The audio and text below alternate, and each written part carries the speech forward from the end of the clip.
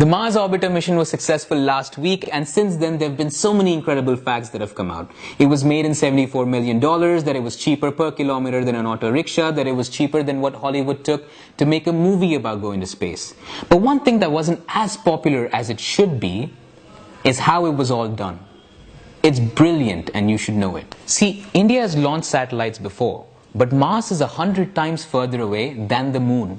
You need an incredible amount of thrust to get it directly from here to there, and the US did that.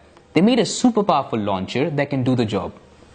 Since our satellite was a little lighter than theirs, we tried to do it a little differently.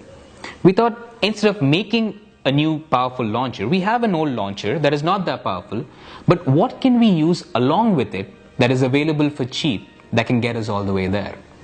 We used gravity to make it happen. Because nothing is cheaper than free.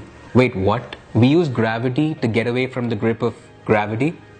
That's exactly what makes it interesting. So we use something called the interplanetary slingshot to get it all the way there. We use Earth's gravity to gather speed, the Sun's gravity to travel, and then Mars's gravity to get closer to it. You beautiful, beautiful people at ISRO. And that's not even the most impressive part. The most impressive part is that the entire program was developed and built right here. Just to put that in perspective, America still uses Russian equipment. Japan tried to build their own and their mission failed. China used Russian equipment and they couldn't get off the launch pad. And young ISRO quietly did it all on its own. India is innovating. It's about time we stop talking about inventing the zeros and Aryabhatta and Vedas.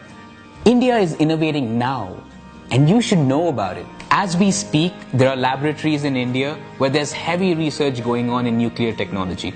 We're trying to find a way to use thorium, which is abundantly more available than uranium, as an energy source.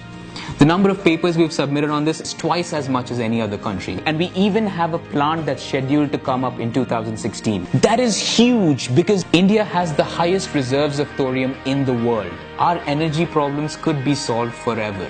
India is innovating. They say Indians are only good at managerial jobs and dog work. So these two guys went to find out if that was true. They went to talk to heads of innovations of major companies like Google, Microsoft and Intel to ask them if this was true. As it turns out, these heads of innovations were Indians, not people of Indian origin, people who came through the same rote education system here. India is innovating. 750 multinational companies have set up their research and development offices in India. Research and development, the core of their innovation, not call centers, not data feeding, research and development. IBM has 70,000 Americans and 150,000 Indians. The number of usable patents India puts out is as much as any other country. Flights can land in zero visibility and fly without collision because of Indian patents. India is innovating. There is so much innovation happening and it's just the beginning. We can do so much more. We need to stop being engineering graduates and be engineers. Engineer something. We need to stop being drafting experts and be designers. Make something. We need to stop making the aim of our lives to settle down and look to steer something up. See, when you say India is not innovating, we're not talking about the soil, the land, or the territory. India in that sentence is the people. That's you and me. So we're taking the first step.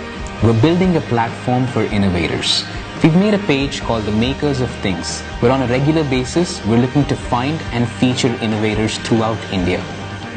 If you are someone who's made something interesting or know someone who's made something interesting, big, small, silly, anything, let us know so we can feature it. Right now, make sure you go to that page and make sure you make it show in your news feeds. So when people do come to talk about their innovations, let's make sure they have an audience.